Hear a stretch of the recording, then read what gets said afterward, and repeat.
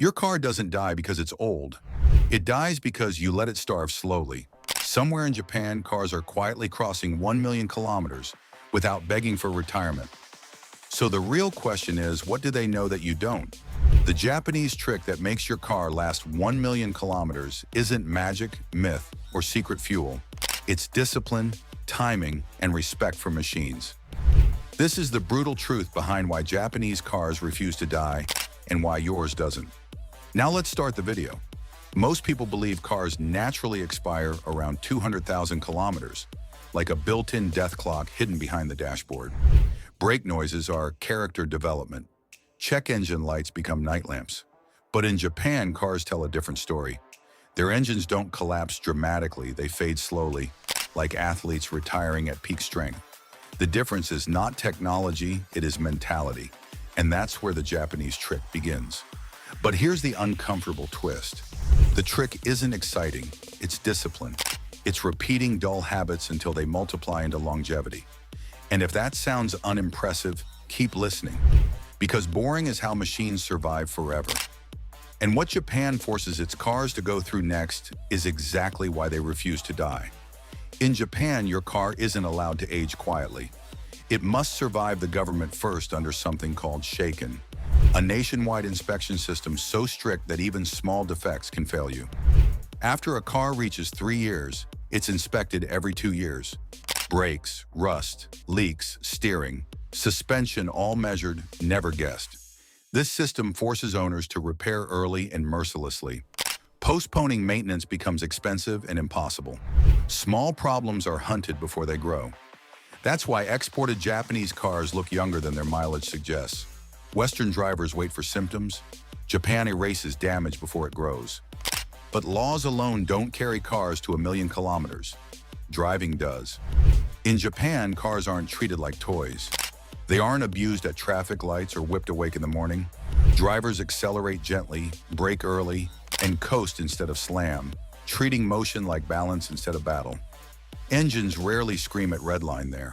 Transmissions live at comfortable temperatures instead of cooking themselves in traffic rage. Brakes aren't burned by panic stops. Tires don't get tortured by unnecessary launches. The vehicle is treated like a machine meant to last, not a toy meant to be destroyed. Mechanical parts age from shock, heat, and friction, not simply from time passing on a calendar.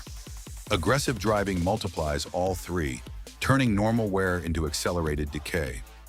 Every hard launch grinds bearings just a little more. Every late brake glows metal red. Every red line stretch pulls life from your engine, like blood from a vein. 1 million kilometers is not achieved by adrenaline. It is not the result of flexing, racing, or proving something to strangers at traffic lights. It is achieved by restraint, patience, and mechanical empathy. The kind most drivers never develop. But driving smooth only works if the car is fed properly. And this is where most owners quietly murder their engines. Oil is not optional. It is not decoration. It is not something you change only when you feel like it. It is the blood of your engine. And skipping oil changes is mechanical suicide disguised as laziness. High mileage vehicles that survive 500,000 kilometers and beyond almost universally share one trait. Owners who never miss oil intervals. Japanese drivers frequently change oil earlier than manufacturer deadlines, not later. They do not gamble by squeezing every last kilometer out of dirty oil. They use the correct viscosity with obsessional seriousness. They don't shop for mystery brands with mystery bottles carrying empty promises. Filters are replaced every time. Contaminants are not allowed to slowly poison bearings day after day. Dirt does not get permission to circulate. Neglect does not get mercy. Coolant is changed before corrosion forms inside aluminum passageways. Transmission fluid is treated like engine oil, not forgotten simply because it hides. Brake fluid is flushed before moisture transforms it into acidic rust flowing through metal veins. Power steering fluid is refreshed, so pumps don't scream themselves to death. Every fluid that moves is sacred, because every fluid that stops working takes an expensive part with it. Cars that die early usually don't explode. They don't collapse heroically on the highway. They rot internally from laziness. But oil alone won't save you if you starve your engine of clean air and clean fuel. Filters and plugs don't scream when they fail. They whisper while they suffocate your engine slowly. A dirty air filter restricts oxygen like a plastic bag over a face. Combustion suffers quietly. Power drops unnoticed. Fuel economy worsens secretly. Old spark plugs cause tiny misfires so subtle drivers barely feel them. But each imperfect spark creates microdamage. Over hundreds of thousands of cycles, that damage becomes death by 1,000 invisible cuts. Japanese vehicles are serviced on schedules, not feelings. Fuel filters are replaced to protect injectors from microscopic enemies. Cabin filters are changed so moisture does not become mold, corrosion, and electrical nightmares inside dashboards. The point isn't comfort. The point is survival. Stagnation kills machines, but all the oil changes in the world won't save a car slowly dissolving underneath. Rust is the silent assassin. It doesn't announce itself dramatically. It does not flash warning lights. It simply eats quietly, gnawing away at frames, brake lines, suspension mounts, and eventually the soul of the car. A rusted frame kills a vehicle long before the engine gives up. It turns strong steel into fragile paper. It converts safety into danger while the dashboard remains blissfully ignorant. In Japan, inspections include underbody checks. Corrosion is not ignored as an aesthetic problem. Underbody washing is common after winter and coastal driving. Chips are repaired early. Exposed metal is sealed before rust metastasizes.